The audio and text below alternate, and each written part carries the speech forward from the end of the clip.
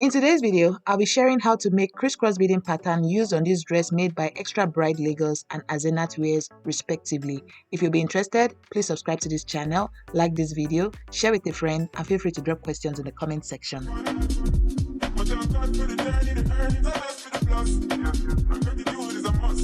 Hello guys, so I'm back with another beading tutorial, and today we are going to be doing a pretty popular beading pattern. I believe I must have talked about it at the intro of this video. It's something that I've seen a lot of, it's a beading pattern that I've seen a lot of designers use in their work, and I just thought to teach us. So with this particular beading pattern, it's very important for you to outline on the fabric you're working on. If you're beading on a skirt, like what we have in the video that I shared at the intro of this tutorial, draw your outlines before you start beading. Okay, so with those outlines, I'm just going to do that real quick on camera. I'm going to do 2 lines, just 2 lines that are like apart from each other. And this is just a fabric pencil that I'm using. You can use a tailor's chalk if that's what you have. Then the next thing I'm going to do is to be drawing lines from side to side, something like what we have here. I'm going to use this ruler, the width of this ruler, as the demarcation. Okay, if it's your own, you can do something else. The point is that you want to have an outline similar to what I'm showing us. Okay, then repeat this from here again. So can we see what we have here? Exactly. So the job now is for us to bead along this line, this line, this line, this line, this line, this line, this line, and this line, and create something beautiful. For the sake of today's tutorial, just so that everything I'm doing pays off on camera very well, we see what I'm doing very well, I'm not going to use a matching color of bead. I'm going to get maybe like a silver bead or golden bead, just so we see what I'm doing clearly. To create this beading pattern, I'm going to be starting from the straight lines that I have at the sides of this crisscross pattern that I'm working on. Feel free to start your own however you like, and you can use any type of bead. For me, I'm working with the broken glass bead. For you, you can decide to work with your crystal beads. If you're using crystal beads starting from size 4 or 6 or 8, I suggest that you do the straight beading pattern as opposed to this curved beading pattern that I'm working on. For those that are new here, I have a beading tutorial playlist where I share different beading patterns, and I do a combination of these beading patterns to create gorgeous pieces of tutorials for you all on the channel. So I suggest that you watch my beading tutorial playlist in order to just start off your journey in beading. Back to what I was saying, if you're working with size 4 or size 6 beads, I suggest that you do the straight beading pattern instead of this leaf beading but honestly, this beading pattern that I'm using basically in this video, I don't recommend it if you're using big beads. But if you're using sand beads or seed beads, follow the same pattern and create your beading around the drawn out outlines. Again, I'm going to emphasize that it's very important for you to make your markings. Okay, when beading, don't be afraid to use your tailor's chalk or your fabric pencil to draw out your outlines and then bead on those outlines. That is what is going to make your work neat at the end of the day. If you're just using your eyes to just gauge and guessing, chances are your work will not be straight, and it ultimately will just look tacky and unkempt. So that's just a tip I have for you right there. For me, I'm picking up about 6 or 7 pieces of this our broken glass bead. You can make yours 4, you can make yours 3. Honestly, the choice is yours, but I just thought to share what I'm doing. And I'm just going to be passing my beads all around these straight lines before I now come into the middle and start working around the crisscross shape or zigzag shape that I have intertwined with each other. This is the end result after I beaded on the straight lines at the sides. Now it's time for us to work on these crisscross in between. You can decide to start your own from the crisscross and work on the straight lines later. Anyhow you like, ultimately just do what is easy and best for you. After creating this beading pattern, something else you can do is to now tack cloth stones in between this, like, what do we call this shape now? This like square-like, slanting square-like shape at the center. I hope you understand what I'm saying. You can just tack like tiny cloth stones or tiny rose montes or even single crystal beads at the center, just to give the work an extra oomph or just like extra vibes, right? Ultimately, the choice is yours, guys. I just like to just share these ideas with you.